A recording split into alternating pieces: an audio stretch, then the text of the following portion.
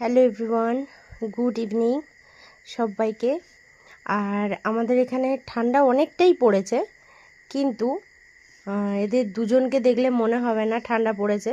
বিশেষ করে আমার ছোট্টাকে দেখো, ভীষণ গরম, সে সব সময় ঘামছে। ওই দেখো কাশি হয়েছে, তবুও সোয়েটার পরবে না, সোয়েটারে নাকি খুব গরম। এসো না, আজকে রান্না হবে না?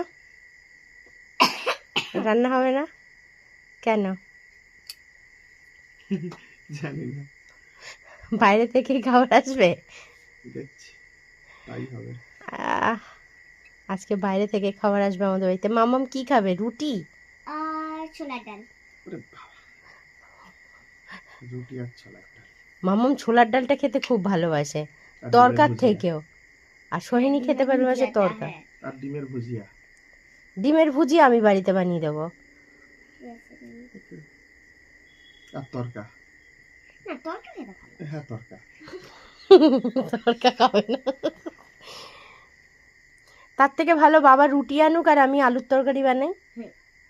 হ্যাঁ, ঠিক আছে, তাহলে চলো আজকে রুটি আর সাদা আলুর তরকারি করব। আলুর চচ্চড়ি। আলুর চচ্চড়ি। ঠিক আছে, আলুর চচ্চড়ি। টাটা করে দে মাম্মাম।